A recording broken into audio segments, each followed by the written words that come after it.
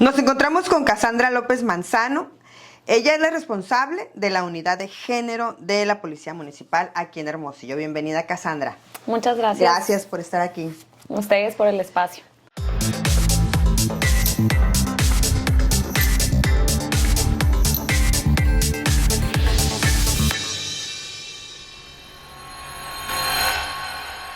Bueno, escuchamos a raíz de este gobierno municipal un programa que se llama Rompe el Silencio.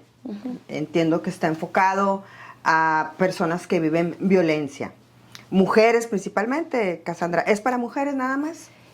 Es principalmente para mujeres, pero también para cualquier persona que esté viviendo una situación de violencia, no solamente las mujeres. Ok. Bueno, digo, la violencia, obviamente que la violencia que más nos impacta, que más nos alarma, pues es el tipo de violencia de las calles, ¿no? La de los balazos, ese tipo de violencia. Sin embargo, cuando se dan a conocer cifras por las diferentes entidades que miden ese tipo de situaciones en el país y en el estado, la incidencia de violencia familiar o hacia las mujeres es muy, muy alta y sigue a la alza, ¿no? En algunos puntos del estado. Entonces, ¿qué es lo que pasa en este mundo donde hay tanta información, además? ¿Qué es lo que pasa, Cassandra? Bueno, bien lo mencionas, el programa Rompe el Silencio parte del Ayuntamiento de Hermosillo. Trabajamos 3 dependencias juntas, ¿no? Policía Municipal, porque finalmente la primera autoridad que aborda o que atiende a una víctima de violencia, por lo general termina siendo un o una policía, ¿sí? Que llega al domicilio de la persona que está en peligro. Está el DIF Hermosillo, porque hay casos donde hay niñas, niños adolescentes, personas con discapacidad, adultos mayores, y pues por supuesto, como la mayor parte de la violencia es contra la mujer, pues está la Dirección General de Atención a la Mujer. Entonces trabajamos en coordinación. ¿Y qué pasa con la estadística en Hermosillo? Nosotros partimos de las llamadas al 911. ¿Por qué? Porque está en la otra parte que son las denuncias que se hacen ante el Ministerio Público. La realidad en la que estamos es que hay una brecha enorme donde de cada 100 llamadas de violencia familiar solamente alrededor del 9% se convierte. O sea, les llaman para pedir auxilio, pero no necesariamente van y denuncian. Es correcto. Ajá, ¿Y cuál es el motivo? ¿Les dicen? Hay diferentes motivos y circunstancias porque cada caso de cada víctima es distinto, ¿no? Puede ser por miedo, a veces están amenazadas, falta de confianza en las autoridades, claro que también sucede, falta de información, no saben que es necesario poner una denuncia, les parece un largo el trámite, ¿sí? Entonces, en el 911 tú levantas el teléfono, alguien llega al lugar donde tú estás, ahí quizá nosotros tenemos el privilegio de tener un vehículo para movernos e ir a un centro de justicia, pero hay mujeres que eso implica tomar 3 camiones y pedir permiso en el trabajo en el cual no les van a dar permiso o dejar a sus hijos e hijas solas, entonces, por muchísimos factores, no van y denuncian. Oye, pero a ver, entonces si el programa se llama Rompe el Silencio y aún ustedes viendo las estadísticas de gente que sí ha llamado y otras que se han denunciado, ¿suponen que hay más gente que no lo dice o a qué se refiere el nombre de este programa? Así es, por aquellas personas, quienes marcan el 911, pues ya identifican que están en peligro y piden ayuda. Quienes ponen una denuncia, nuevamente identifican que la violencia familiar es un delito y van y ponen su denuncia. Pero todavía hay un mundo, ¿sí?, de personas, un sector de la población que están viviendo alguna situación de violencia y aún no lo saben, ¿sí? Porque están en silencio, quizá porque no saben que están viviendo violencia. Puede ser porque se normaliza, porque se justifica, porque se minimiza. Por ejemplo, es que nomás me gritó, pero pues no me golpeó. O me jaloneó, pero me jaloneó tantito. O pues igual a mi mamá la golpeaban, pues si a mí me hacen lo mismo, no pasa nada. Entonces, bajo esas circunstancias, desconocen que están viviendo violencia y pues entonces no qué es lo que van a reportar. Entonces, parte del programa Rompe el Silencio es poder prevenir y para prevenir necesitamos visibilizar esa violencia y dar a conocer las herramientas, porque también hay personas que dicen, lo estoy viviendo, pero no sé qué hacer. ¿Sí? En el momento y en la crisis y el temor y las amenazas que hay de por medio, dicen, pues es que ¿dónde marco? ¿Dónde pudiera poner una denuncia? ¿Qué es una denuncia? Entonces, estamos dando pláticas en escuelas, en empresas, en comités de vecinos, asociaciones civiles, para informar precisamente. Una es visibilizar la violencia y número 2, dar a conocer las herramientas donde pueden pedir ayuda. Bueno, y entonces si nos puedes dar aunque sea un breve adelanto de cuándo yo puedo pensar esto ya es violencia, porque yo recuerdo perfecto en mis tiempos que se aprobó el Código de la Familia, que incluía el tema de que apenas entonces, ¿qué será? No recuerdo bien el año, no sé, por ahí entre 2000 y 2003, en donde ya iba a ser motivo de divorcio. No era, no lo era. Y recuerdo muy bien las palabras del entonces gobernador en aquel momento que decía, pues luego que se aprobó esto a propuesta de él, que sus palabras no se me olvidan y era como el encabezado de las notas en los periódicos, decía, con el primer puñetazo ya basta para que sea motivo de divorcio. O sea, todo lo demás no era suficiente, ni siquiera. No sé ahora, ¿no? Porque yo veo cosas en las redes sociales que dice, por ejemplo, si ves que golpea algo, no te golpea a ti, pero golpea algo en una discusión, aguas, si te dice esto, cuidado. O sea, hay como que una serie de señales, ¿no? Así es. Bueno, primero creo que tendríamos que definir qué es violencia familiar, ¿no? Antes incluso se asumía del término que utilizaban antes era intrafamiliar, porque era un tema privado. Incluso hay frases que refuerzan esta idea que espero que se usen más antes y ya no ahora, de la ropa sucia se lava en casa. Eso fomenta que quien está en una situación de riesgo dentro de su casa diga, pues es que lo voy a arreglar como yo pueda, no voy a ir a pedir ayuda, ni lo voy a contar. Parte del programa es romper con esas ideas, ¿no?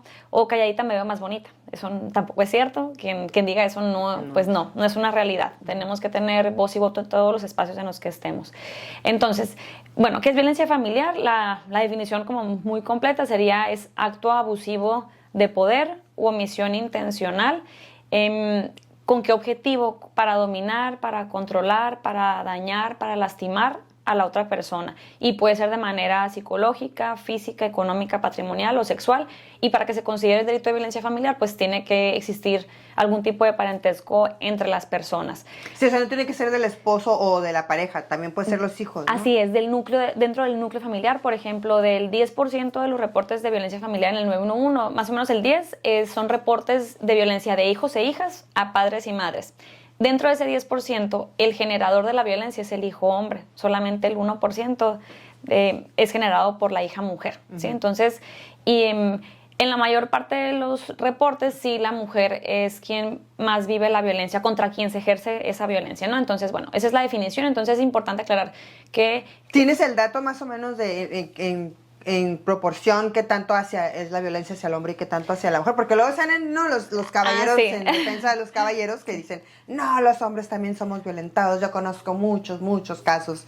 Hay dos frases que yo he escuchado mucho que mencionan, sobre todo en el caso de los hombres, ¿no? En las pláticas que damos creo que es lo que más mencionan, ¿no? Uno, los hombres también viven violencia, y número dos, dicen, matan más a los hombres por el tema del feminicidio, ¿no? Esas dos razones dan, ¿no? O justifican.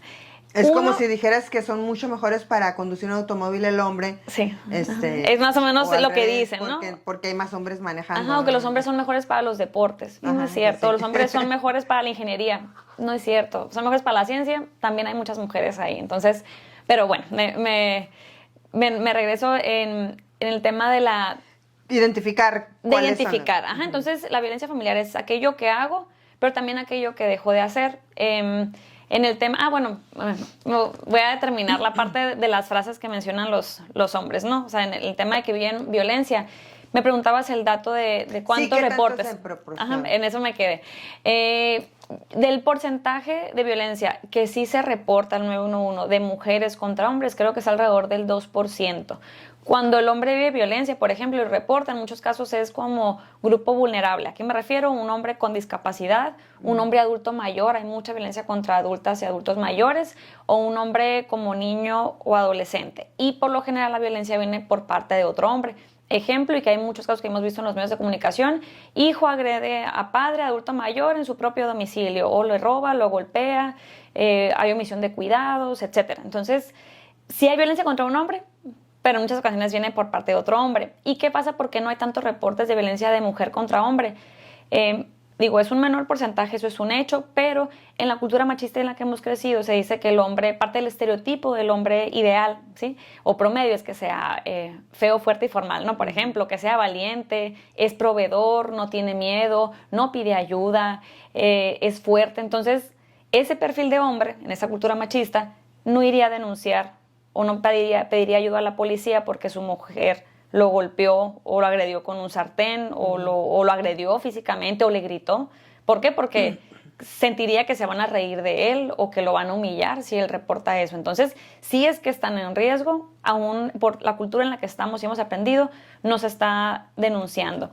Y en la otra justificación donde dicen, oye, es que matan más a los hombres, la realidad es que quizá estadísticamente los matan más, hay más homicidios contra hombres, pero pues los matan en muchas ocasiones otros hombres.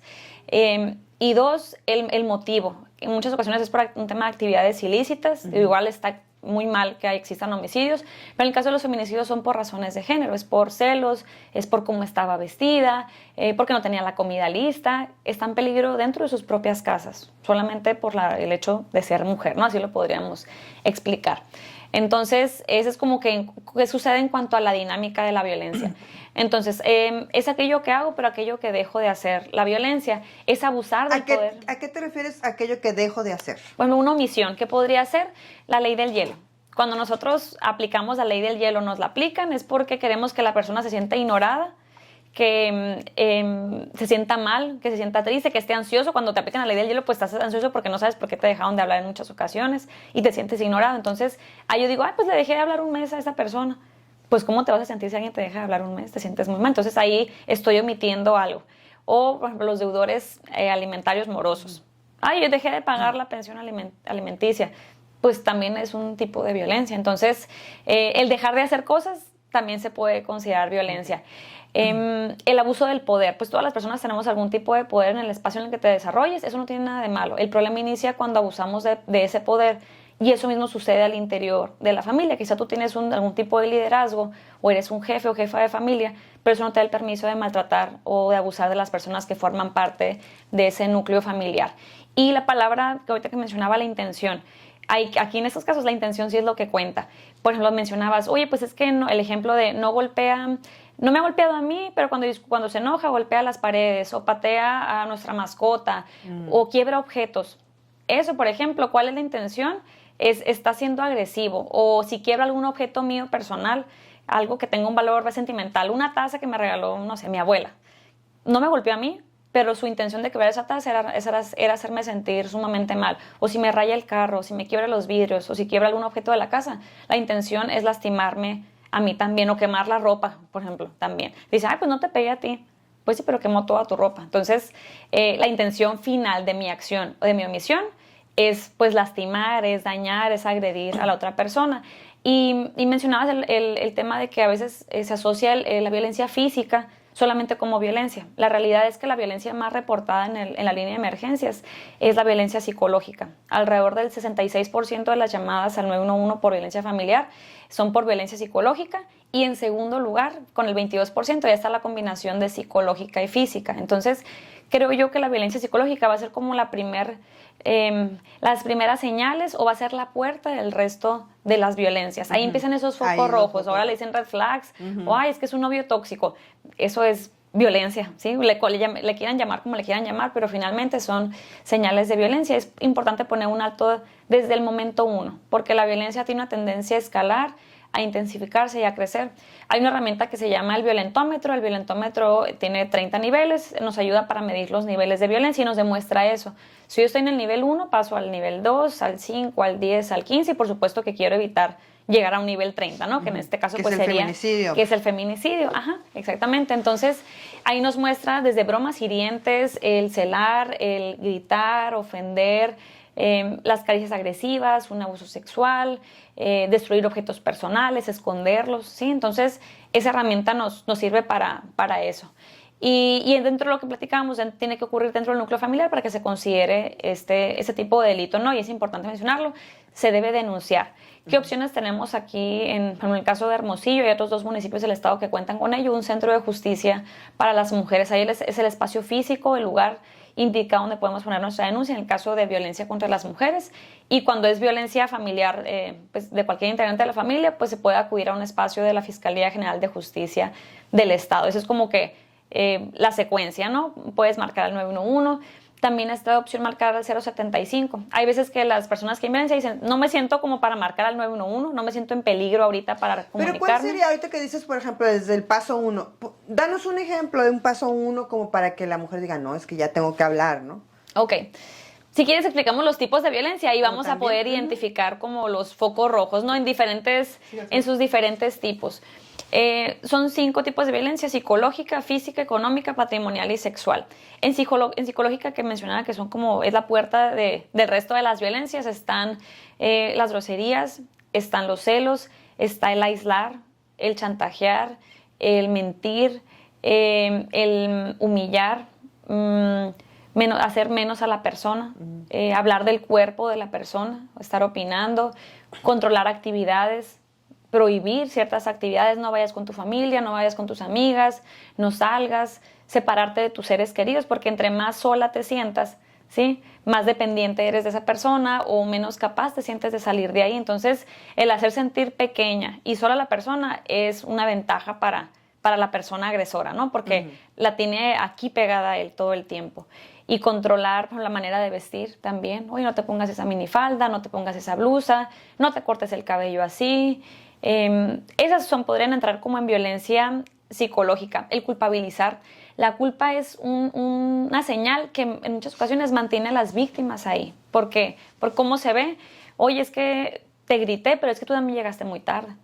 Es que ve cómo ibas vestida. Si tú no hubieras llegado tan tarde y no te hubieras ido con esa minifalda, yo no me hubiera molestado y no te hubiera gritado. Entonces, si tú pones de tu parte, yo no me enojo contigo. Entonces, para la víctima, el momento en que está dentro de una situación de violencia, suena muy lógico decir, pues es que si yo dejo de hacer todo eso, tengo la comida a tiempo, la comida está caliente, me porto bien, le hago caso en todo, le lavo la ropa, no salgo de la casa, pues él va a estar contento. Entonces, hace sentir que eso es una solución para el problema que está viviendo, cuando realmente no lo es, porque ninguna circunstancia o situación va a justificar una situación de violencia. Entonces, de ahí pasamos del grito, ahora sí a un tema, por ejemplo, de violencia física. La violencia física es la más fácil de ver porque es ese golpe, es el empujón, es la persona que trae un moretón, el ojo morado. Eso sí lo podemos ver a simple vista.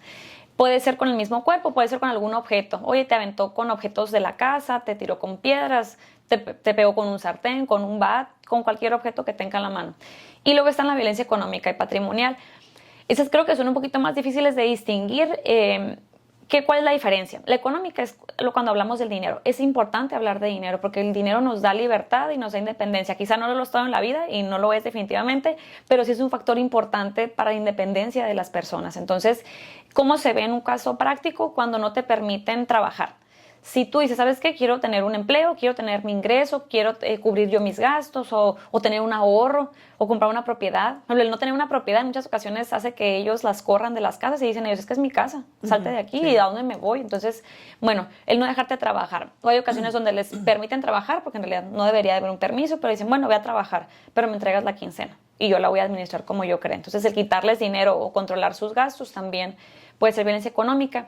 Y la violencia patrimonial es cuando dicen eso, es que a mí nunca me ha golpeado, pero golpea las puertas, patea las paredes, quiebra los objetos, me destruyó el celular cuando nos peleamos, me lo tiró y lo quebró, me escondió mi visa, me escondió mi pasaporte, mi acta de nacimiento, mi licencia, destruyó cosas de la casa, hay casos, incluso hay en Hermosillo donde les queman, o bueno, cualquier parte donde les queman las casas, les queman los carros, se los destruyen. Hemos visto notas de eso, o sea, no es una mentira. Y las amenazas, por ejemplo, me faltó mencionar eso en la parte de violencia psicológica, las amenazas luego se convierten en hechos y en acciones. Entonces, si te lo está diciendo, no podemos minimizarlo porque lo que te dijo es porque lo pensó o lo va a hacer más adelante. Entonces, oye, Cassandra, por ejemplo, ahorita que estás diciendo es todo esto que es en la definición de la violencia familiar y sucede en el hogar. ¿Y qué pasa cuando sucede durante el noviazgo? ¿Ya no cuenta como ese tipo de violencia? Creo que sí se considera, hay varios, creo que supuestos donde existe una relación. No sé si tiene que haber tal cual un papel de por medio donde demuestre que es su esposo o esposa. Creo que como pareja también se puede considerar. No sé exactamente qué supuesto entra, pero si no, igual se puede denunciar. Si no entra como violencia familiar, puede entrar como otro tipo de delito. Pero sí se puede denunciar. Pero se puede denunciar. Incluso hay llamadas donde ya desde de novia a novia, por ejemplo. Entonces, vienes el 911, el 075 o está obviamente la denuncia formal ante el Ministerio Público. A ver, hay muchas, ya hablando en temas de pareja, que no denuncian porque piensan que eso ya significa que no vamos a seguir juntos, ¿no? Pero puede ser que puedan seguir juntos después de episodios violentos y que fue denunciado. Si hay una disposición real de cambio, por parte de la persona agresora, quizás sí. Si toman terapias. Depende del caso. Estamos hablando de una tentativa de feminicidio de por medio, creo que no, ¿verdad? Ajá, o sea, depende del nivel de violencia, creo yo. Pero si estamos en los primeros niveles de violencia y hay un reconocimiento de que estás siendo una persona agresora y estás en disposición de trabajarlo, creo que sí. Porque luego hay casos donde los agresores, ahorita vamos a platicar del ciclo de la violencia, les prometen que vayan a ir a terapia para chantajearlas y decirles, es que ve mi compromiso de cambiar, pero van una vez a terapia. Creo que en la primera sesión apenas te presentas y es una introducción. Todo. Entonces, en realidad no hay una disposición real de cambio. El punto es trabajarlo día con día, que no solamente sea de palabras, sino que haya un compromiso real y el reconocimiento de que lo estás haciendo, ¿no? O sea, decir, sabes que sí, soy violento. Y la violencia se aprende. Es una cuestión que se aprende por dentro de la cultura y la sociedad. ¿De dónde lo aprendemos? De la familia. Repetimos patrones que vimos en la familia, de la sociedad, de nuestra comunidad, de los medios de comunicación, del Estado, diagonal, autoridades, de la escuela también. Entonces, todos esos entes que nos rodean refuerzan esos estereotipos. Entonces, para solucionar el problema, pues todas y todos tendríamos que estar participando en la solución de ello, ¿no? Igual cuando dicen, no, es que la mayor parte de la violencia es contra las mujeres, pues que lo aborden ellas o que lo solucionen. Digo, pues no, pero ¿quién está generando esa violencia? Tendríamos que cambiar la narrativa y decir, si el problema somos todas y todos, o la violencia, las mujeres son son en su mayor parte las víctimas y los hombres son los agresores, pues entonces ambas partes tendríamos que estar participando para ver cómo lo solucionamos, ¿no? Desaprender lo que, cuesta trabajo, por supuesto, desaprender lo que hemos aprendido durante mucho tiempo, cambiar esas ideas y reaprender nuevas maneras de relacionarnos que estén más basadas en el respeto. Esa sería como la base. Somos personas y tenemos que respetar a otras personas. ¿Cuál es como la aspiración a la que queremos llegar o cuál es el objetivo base? Es que logremos esa igualdad. A veces se dicen, oye, es que es una guerra de mujeres contra hombres o hombres contra mujeres. No ese es el tema. O sea, lo que estamos tratando de aspirar es que lleguemos a un momento donde además de que tengamos en papel los mismos derechos, los podamos ejercer, que gocemos realmente de ellos en los espacios en los que estemos, en el espacio público, privado, en los trabajos, en las calles, dentro de tu propia casa. Entonces, en papel creo que ya están, pero en nuestra realidad, en la vida cotidiana, realmente no los estamos ejerciendo al 100% aún. Ahora que hay tanta información en las redes sociales, a mí constantemente me salen estos temas, porque me gusta y pues ya sabes, el algoritmo te los brinda, sí, también, ¿no?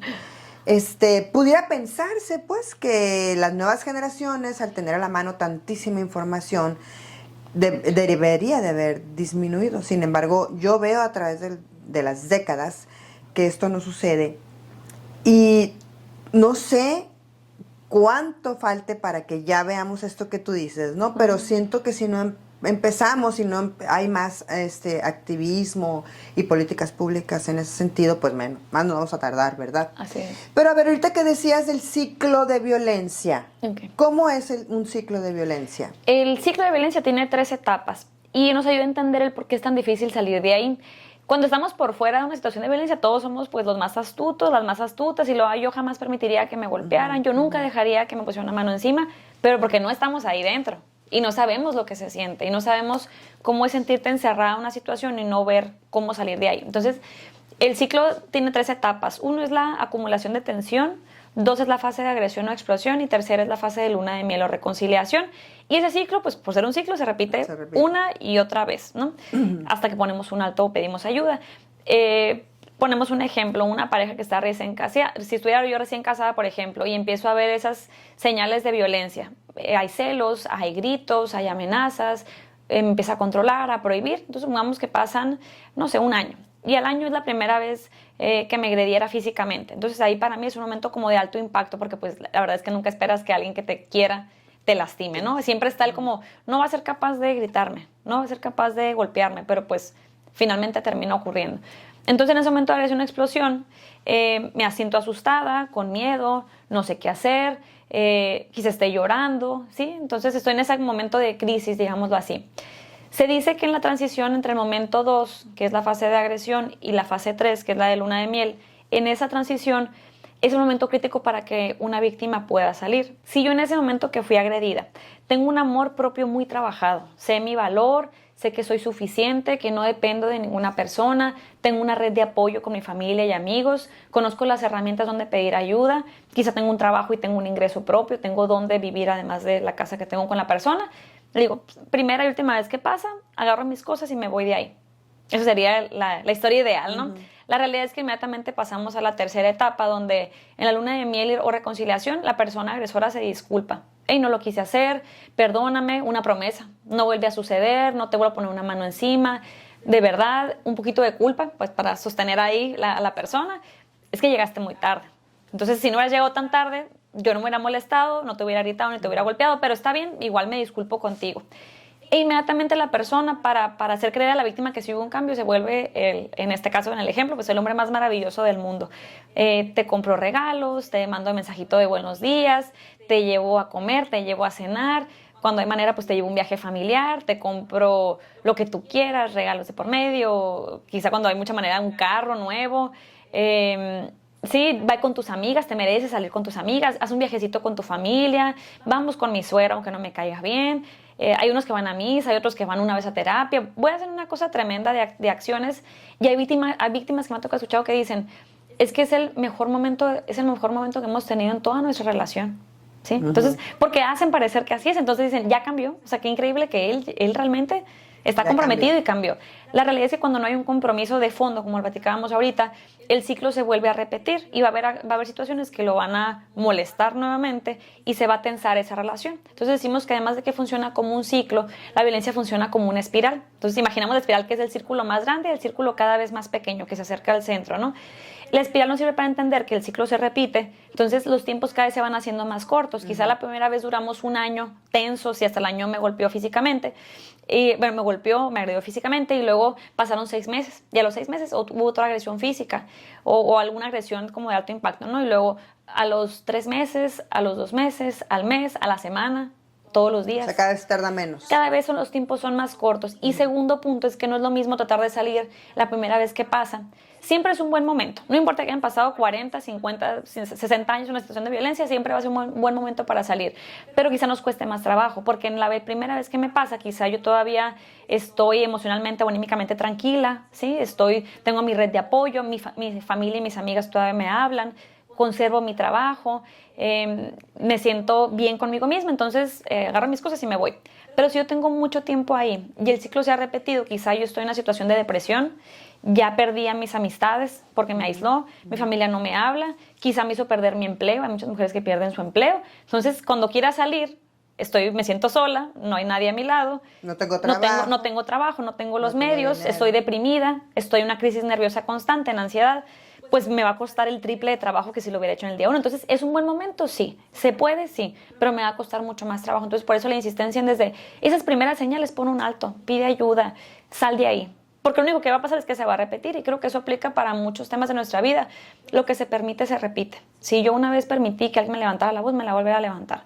Si yo una vez permití que alguien me golpeara, me va a volver a golpear. Y así con todos los tipos de violencia que se presentan. ¿Cómo es el proceso? Es decir, me golpeó, ya caí en cuenta o me gritó, no sé, que debo denunciar o que debo por lo menos llamar al 911. A ver, marco 911, me toman datos y llega alguien al lugar. Ok.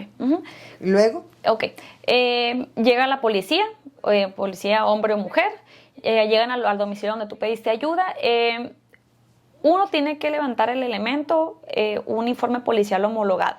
Te tiene que entrevistar y tomar todos los datos. Trabajamos constantemente en la capacitación de las y de los policías para que realices este informe y lo hagan de manera correcta, ¿no? Orientar a la usuaria, ¿sí? Decirle que puede poner su denuncia, cuál es el mecanismo, pero en caso de que la persona esté ahí, el agresor o la persona agresora la tiene que llevar detenida, ¿no? Por supuesto. Y sobre todo, además del informe... Sí, porque puede ser una situación, de que en ese momento la está golpeando y alcanzó a marcar, o de que ayer me golpeó y ahora ya me animé. Puede ser así. No tiene que ser en ese momento, pues. No, a veces ocurre o que marcaron y la persona salió huyendo, entonces ya no está para cuando llega la policía, quizá ya no está la persona agresora o está escondida. Hay ocasiones donde las víctimas también dicen, como están dentro de ese ciclo de violencia tan difícil, no se lo lleven detenido. Pero no es porque porque no quieren recibir la ayuda, sino que están envueltas en una situación muy complicada. Ah, eso iba mi pregunta. ¿Qué pasa? ¿Llegan y si está, se lo llevan de inmediato detenido Sí, o no? si está ahí, sí. si está ahí se lo deben de llevar detenido, y si no está, tienen que hacer, de las dos maneras tendría que hacer ese informe policial homologado, ¿no? ¿Y qué se recomienda después? Poner la denuncia, que es ante la Fiscalía General de Justicia. Tú pones tu denuncia, existe una investigación de por medio y después va a llegar un momento en que llegues ante un juez o una jueza y ahí es donde se te determina la sanción. Ese sería como el proceso. Digo, sí suena muy fácil, pero es un proceso, en muchas ocasiones es cansado para las víctimas. Súmale todo lo que hay de por medio y entre el agresor a veces intensifica la violencia porque está perdiendo el control de la víctima. A veces por eso se enojan más porque ven que la víctima está tomando la decisión, que está teniendo esa independencia, que se siente suficiente y capaz. Entonces eso les molesta más todavía. Por eso a veces vemos casos donde la violencia sube de tono todavía más. A ver, hemos visto en muchas ocasiones que ahora que la mujer también tiene más información y demás, yo a veces pienso, se pasa de la raya, ¿no? Se empodera de más, digamos, ¿no? Okay. Entonces, ¿cómo encontrar ese equilibrio en donde sí debo de pedir ayuda, pero no debo yo también de ser violenta, pues? ¿O qué pasa algo también que trastoca tal vez emocionalmente a la mujer y se vuelve violenta ella también? ¿Qué es lo que sucede? En los casos de violencia, si una mujer, por ejemplo, lleva 10 años viviendo violencia, siendo agredida, quizá en algún momento ella reaccione como modo de respuesta a la violencia que ha vivido 5 o 10 años, ¿no? Entonces responde como modo casi de defensa, ¿sí? Para sobrevivir, digámoslo así. En otras ocasiones, si la pareja es quien agrede a la mujer, ella replica esa violencia con sus hijos e hijas, ¿sí? Y luego esos hijos e hijas aprenden esa violencia y es un patrón que vemos una y otra vez, donde hay casos ahora donde tenemos hijos o hijas o nietos y nietas que ahora agreden a sus abuelos o agreden a papá y a mamá, ¿sí? Pero en realidad es porque muy probablemente lo hayan visto desde su niñez esa violencia o la hayan vivido. Y ojo ahí porque a veces cuando está la persona agresora, dicen pobrecito porque él cuando era chico, él vivió violencia en su casa. La realidad es que somos adultos y tenemos una responsabilidad con nuestras acciones en atendernos también. Eso no nos da una justificación, un motivo para decir, escudarte en, es que yo lo viví, pues ni modo, no me queda otra más que pasármela agrediendo a la gente ahora que soy adulto. Hay que romper ese Hay ciclo, que romper, ¿no? ese ciclo, ese patrón, y decir, soy responsable de mí mismo, tengo que ir a terapia, o si es una cuestión del psiquiatra, pues tengo que ir a un psiquiatra, y no tiene nada de malo. Desde niños les fomentan en muchas ocasiones a los hombres, desde hemos escuchado, yo creo, los niños no lloran. Desde ahí, de ahí empieza una cadena enorme, porque si el niño se le dice, no debes de llorar, porque eso es de niñas, cuando sea un adulto no va a hablar de sus sentimientos, no se va a expresar. De hecho, estadísticamente los que más se suicidan son los hombres más que las mujeres, porque creo que ellos ni siquiera platican sus problemas. Las mujeres creo que platicamos, muchas mujeres ya van al psicólogo, a la psicóloga, que eso me da muchísimo gusto, y creo que cualquier persona debería de tener a tu psicólogo o psicóloga de cabecera, ¿no? Así como vamos al médico para atender un tema físico, al pediatra de cabecera, igual tendríamos que tener a nuestro psicólogo o psicóloga siempre ahí presente, ¿no? Entonces, sí, siempre se le ha dicho eso a los hombres, cuando crecen, pues no van al psicólogo porque luego dicen, es que eso es de locos, o yo soy muy hombre y no necesito hacer eso, ¿sí? Incluso es un tema médico. Hay ocasiones donde los hombres no se quieren hacer ciertos estudios porque como son muy hombres no van al médico y se exponen a un riesgo real. De la próstata, por ejemplo, ahora que creo que está el tiempo del mes del hombre o todo ese tema, no se hacen ese estudio y digo, si hay un tema de una enfermedad que pudo haber tenido una detección temprana, se ponen en riesgo por un tema de una mentalidad machista. O sea, el tema del machismo que también... igual también estaba viendo el otro día en redes, ¿no? De una señora que trabaja haciendo mastografías y es la técnica, y que llegó una señora que tardó mucho en poderse desvestir y todo para la prueba en el mamógrafo y que traía ya una lesión. Y que, ¿de cuándo vio señora esto? No, pues es que ya tengo como 6 años con eso. ¿Pero por qué no he venido? Porque mi esposo no le gusta, que mi esposo no me deja. Entonces, hasta ese grado de afectar también la salud de ella. Sí, la mentalidad o esa cultura machista afecta en su mayoría a las mujeres. Incluso hay mujeres que han perdido la vida por un tema de salud porque no les permitieron hacerse una mamografía, un papá Nicolau a tiempo. Les puede costar la vida por ideas, porque son ideas. Eso es todo lo que hay de por medio. O ve con un ginecólogo, ve con una ginecóloga mujer nomás. Hay unas que les dicen eso. Sí, ve a checarte, que sea mujer, pero solamente mujer. Porque un hombre no te tiene por qué andar viendo ahí. Digo, es un tema de salud. Igual ellos también se están poniendo en riesgo por no hacerse un chequeo a tiempo. Cassandra, entonces, a ver, ya, fíjate, ya estamos hasta en los temas de salud, ya nos hablaste de la violencia económica, patrimonial, las agresiones físicas, las verbales, la violencia psicológica. Y a veces yo escucho a los hombres, que yo creo que son muy machistas en estos casos, que dicen, pues no se puede hacer nada ya entonces con las mujeres, nada se puede hacer. ¿Te acuerdas cuando salió la prohibición de las expresiones lascivas en la calle a las mujeres, ¿no? Que son los piropos, pues, Ajá, ¿no? dígase los piropos. Pero no son los piropos de un, ay, qué linda te ves, eso es un piropo también, ¿verdad? Pero me acuerdo que la diferencia era que son lascivos, ¿no? Y el caso es que el hombre rezongando de que nada se puede hacer entonces. ¿Qué sí se puede hacer? ¿Cómo sí se puede? Bueno, ante todo este problema creo que es un tema a veces complicado de abordar. Para muchas personas es incómodo todavía de platicar o no sabemos cómo abordarlo. A veces incluso hay hombres o mujeres que dicen, oye, yo quiero participar en ese tema, pero no sé cómo o no sé por dónde empezar. Traigo una lista de puntos que podemos ir trabajando, seamos mujeres o sean hombres, como personas. Uno es el tema de la educación. Ahorita mencionabas en la apuesta de las niñas y de los niños o adolescentes. Creo que ahí es nuestra gran oportunidad. Para las personas más adultas es más difícil cambiar de mentalidad o tener esa apertura para aprender cosas nuevas. Decir, oye, lo que tengo 50 años escuchando, pues no está tan bien, tengo que tener la apertura para aprender algo nuevo. Cuesta más trabajo, pero en los niños y en las niñas creo que existe una mayor cultura del respeto a las otras personas. O es un tema más normalizado. Hemos ido a primarias, hoy estuvimos en una primaria, y me llamó mucho la atención la apertura que tenían los niños y las niñas para hablar del tema.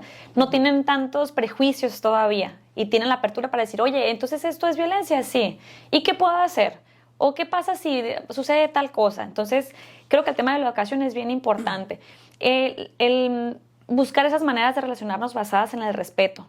El respeto a las personas, sea quien sea mujer, sea hombre, tenemos que respetarlas. Entonces, apostar por esas nuevas relaciones basadas en el respeto. 3, la distribución igualitaria de actividades. Me faltó tocar un punto. Las mujeres han salido a trabajar. Eso ya está como que decimos, ay, pues que ellas salen a trabajar, tienen sus ingresos.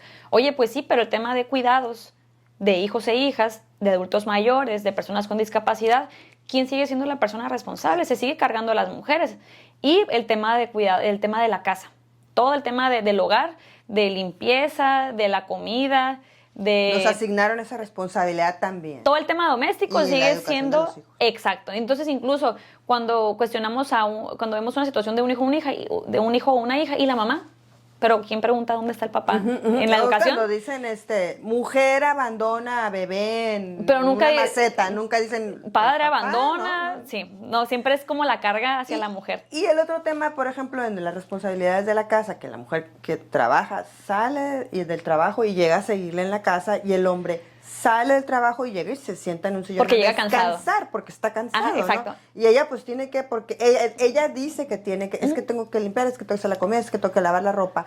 Y cuando él llega a hacer algo, Está ayudando. Te ayudo. Sí, es tan buen hombre porque se le premia, porque dice, ayuda. Él me ayuda con los hijos. Pues es que creo que los hijos son mitad y mitad. No está ayudando, no es una donación de su tiempo, no es no es un acto mayor, es igual que lo que tú haces todos los días. Incluso si lo Como yo le decía a mi marido, si yo te preparo la cena, tómalo como una demostración de detalle, le digo, porque no se va a poner haciendo cena, tú te puedes hacer cena. Exacto. Porque si él me hiciera a mí una quesadilla, sería como que gran detalle, ¿no? Sí, Entonces, hasta un detalle de amor, una muestra de amor que me haya hecho la cena Sí. o haya hecho la comida, se les aplaude. Se les reconoce, ¿sí? Entonces, la distribución igualitaria de actividades es importante. Si le queremos poner un valor, sí, ponerle algo del dinero para que identifiquemos qué tan valioso es ese trabajo que no es remunerado. A veces que dicen, oye, ¿en qué trabajas? Y hay mujeres que dicen, no trabajo, me quedo en casa. Sí, yo cuando digo, ¿Alguien trabaja sabe? fuera de casa. Sí. El trabajo de la casa es 24/7. Yo no conozco una mamá que diga, oye, de sábado a domingo yo descanso, pues que los niños se queden ahí o las niñas porque pues yo estoy cansada. Entonces vuelvo el lunes a las 8 de la mañana. Eso no se puede hacer. No se puede. Porque ese trabajo es 24/7. Y hablamos de la maternidad, pues es un tema todavía más extenso. Entonces la carga de cuidados y de las labores del hogar se sigue cargando todavía a las mujeres. Entonces lo que sucede es que si salen a trabajar y cumplen 8 horas de su jornada laboral remunerada, pero llegan a casa y necesitan otra jornada de otras 8 o 10 horas para hacer todo lo que tiene que ver con la casa. Entonces, sí salimos a trabajar, pero la distribución de actividades dentro del hogar no está siendo igualitaria todavía. Entonces, ahí tenemos un área de oportunidad y con sus hijos e hijas, ¿sabes qué? Los dos lavan trastes, los dos lavan ropa, los dos levantan los platos, porque a veces antes era, oye, levanta los platos de tu hermano. a la hija, ¿no? Pues no, ¿por qué? ¿Quién dijo por qué? Él también comió y él también puede levantar su plato. Entonces, desde esos detalles tan simples, ¿no? Entonces, distribución igualitaria de actividades en el hogar. El tema del dinero. Sí, ahorita decía, el tema del dinero nos da libertad y nos da independencia. Hablen de dinero también con sus hijas. Las mujeres sí tenemos que abordar ese tema. Si estamos en una plática de puros hombres, por lo general el tema del dinero es una plática, ¿sí? O, oye, ¿cómo te ha ido en el trabajo? ¿Ascendiste? ¿Pediste ese aumento? ¿Cómo te va en el negocio? ¿Sí? ¿Cómo van las ventas? Entre las mujeres pocas veces se tocan esos temas. Entonces es importante que a las mujeres se les hable de créditos, de tarjetas, de bancos, de cuentas, de aumentos, de los ingresos, sí, para que ellas también busquen o aspiren a una independencia económica, porque también hay muchas mujeres que se mantienen en situaciones de violencia por el tema del dinero, porque nunca han trabajado o no las han dejado trabajar. Entonces, sí, salte de ahí. Pues sí, pero ¿de qué me mantengo ahora? ¿O cómo mantengo a mis hijos e hijas? Entonces, el tema del dinero, y también, pues me da gusto que se haya reforzado el tema de los deudores alimentarios morosos, porque también esa es una carga muy fuerte para las mujeres. Ellos no aportan, ellas tienen su jornada de trabajo y su jornada de trabajo también en la casa, ¿no? Entonces, igual con lo que mencionaba con el valor, si viéramos cuánto cuesta una persona que ayuda en casa, cuánto nos cobra al día, y cuánto cobra una niñera o alguien que cuida a sus hijos e hijas, si le ponemos ese valor a lo que hace la mujer y nadie se lo paga, veríamos cuánto es el valor real en dinero de esas actividades que nadie valora y solamente se valoran cuando se dejan de hacer. Oye, es que la cocina está sucia, oye, es que no hay comida, oye, es que no está el súper hecho. Hasta ese momento se reconoce que esa actividad es importante dentro de la casa, antes no. La importancia de la terapia, normalizar ir a terapia, responsabilizarnos de nuestras emociones, de nuestros sentimientos, decir, sabes que necesito ayuda y no tiene absolutamente nada de malo. Cualquier persona puede ir a tomar una terapia psicológica. Trabajar el amor propio. Creo que el escudo más grande, aún más que el tema de la independencia económica, va a ser el amor propio. Creo que es la herramienta más fuerte que te puede salvar de salir de una situación de violencia. Creo que difícilmente nos podemos exentar de caer en una, porque en cualquier edad, a cualquier persona le puede ocurrir caer en una situación de violencia, nada nos salva de caer ahí, pero para poder salir, saberte valioso o valiosa, trabajar ese amor propio todos los días, saberte suficiente y que no dependes de otra persona para ser feliz. Y eso, si tienen hijos e hijas, lo pueden fomentar desde que están pequeños o pequeñas. No esperar, bueno, a las hijas se les dice, cuando te cases, que tu esposo te compre una casa, cuando te cases, que te lleve de viaje, cuando te cases, haces tal cosa. No, decirles, tú puedes hacer todo eso, y si en el camino encuentras a una persona que te acompañe, ¿sí? Y que te abone y hagan equipo, excelente. Pero que no crean que es lo último, es lo único a lo que pueden aspirar. Porque luego creen que el matrimonio es el único mecanismo para salir de casa, y no lo es. Socializar este tema de la violencia familiar, platicarlo. ¿Sabes qué sucede? Como es un tema que da mucha pena, no se platica. Entonces, quizá tú lo estás viviendo, pero como nadie toca ese tema, te da mucha pena tú ser la primera persona que lo aborde. Entonces, entre más lo platiquemos, más se visibiliza y más personas se sienten seguras o en confianza de platicarlo y de pedir ayuda. Y por fuera, cuando no estamos viendo una situación de violencia, evitemos juzgar a las personas que sí lo están viviendo. A veces somos muy duros y muy duras para juzgar. Oye, qué mala que lo denunció si nomás le había gritado una vez. Oye, qué mala madre que le quita la oportunidad de tener un padre a sus hijos e hijas. Oye, qué mala es que denunció a su hijo. Pero nadie habla de los 10 años que tiene viviendo violencia ella, o cuánto la han lastimado y agredido. Entonces, evitemos hacer comentarios que revictimicen o que juzguen a la persona. Y por último, y eso aplica creo que para todas las personas, tener la apertura de aprender esas nuevas maneras de relacionarnos basadas en el respeto. Tener la disposición de aprenderlo, aunque nos cueste trabajo, aunque sea difícil, pero creo que eso va a generar relaciones más armoniosas y un núcleo familiar más sano, y por ende una comunidad más sana también y menos violenta. Cassandra, ahorita mencionabas que cuando van a las escuelas, que alguna otra dependencia que mencionaste que dan pláticas a petición, o ustedes tienen como que detectado algún lugar para ir, o cómo es. Nos piden las pláticas y también vamos buscando diferentes espacios de empresas, escuelas, y ya tenemos también un número de WhatsApp donde nos pueden enviar un mensajito y agendamos la plática. Es completamente gratuita y nosotros vamos al lugar donde nos lo solicitan. El número de WhatsApp es el 6621 11 78 77. Nos envían un mensaje y agendamos la charla y vamos al espacio, ¿no? Y platicamos todo esto que abordamos ahorita durante esta charla. Y ahorita hemos impartido, tenemos un año con el programa, empezamos en octubre del año pasado, tenemos impartido 86 pláticas y más de 4,600 personas lo han recibido, ¿no? Y había una buena respuesta, siempre hay mucha retroalimentación, hay dudas, que eso me parece importante porque si tenemos dudas es porque nos está interesando esta propuesta, ¿no? O el cómo estarlo identificando. Yo creo que eso es importante para romper una de las cosas que hablaste, que ya se tiene que socializar, que se tiene que hablar, que tiene que salir, ¿no? Y la parte de la educación, pues también, que si en las escuelas ya ustedes van, los niños expresan, también es muy interesante. Pero yo creo que ahorita, en estos días, la fortaleza que tal vez necesite la mujer para detectar que está siendo violentada y atreverse a llamar, marcar o denunciar, pues ese valor, yo creo que solo la información te lo da, ¿verdad? Así y es. el amor propio, como también decías ahorita. Porque claro que da miedo pedir ayuda. O sea, a veces decimos, oye, por ejemplo, el año pasado, para que nos demos una idea de cuántos reportes hay, ¿no? Eso creo que me faltó mencionar al principio. En un año son como 18,500 llamadas por violencia familiar en el caso de Hermosillo solamente, ¿no?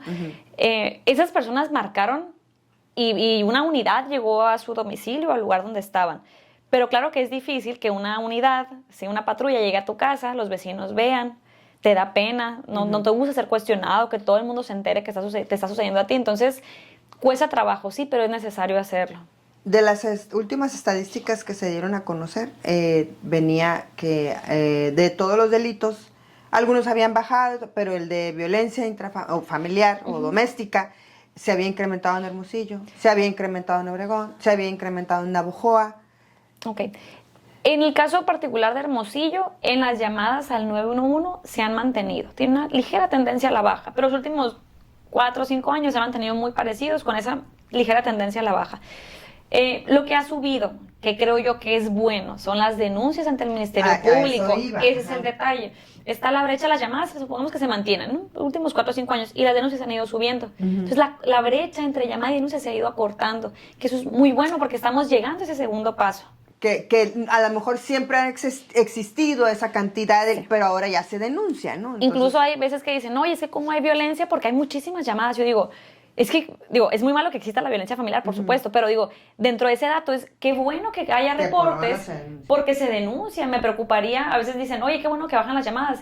Es un tema de análisis porque dices, oye, ¿están dejando de marcar porque están desconfiando o porque realmente se está eliminando la violencia familiar? Entonces, es un tema de análisis un poco más profundo, ¿no? Igual hay muchos casos donde las llamadas son recurrentes, se repiten, le llamamos reincidencia, ¿no? Que una casa tiene 2, 3, 10, 15, 20 reportes por violencia familiar, porque lo que platicamos ahorita, el ciclo se repite, entonces cada vez que ocurre, la persona marca y pide ayuda. Pero creo que el primer paso para poderlo atender es visibilizarlo y pedir ayuda, porque si una mujer que está en riesgo está en silencio, ¿cómo vamos a saber que está en peligro y cómo la vamos a ayudar? Entonces, es más peligroso el silencio de quien lo vive que el montón de llamadas que podría haber. Digo, es un foco rojo, por supuesto, pero al menos estamos partiendo de algo. Entonces hay que romper ese silencio. Así es, les invitamos a que rompan el silencio y pidan ayuda. Cassandra, muchísimas gracias por tanta información. Cassandra López Manzano, ella es la responsable de unidad de género de la Policía Municipal de Hermosillo. Muchas gracias.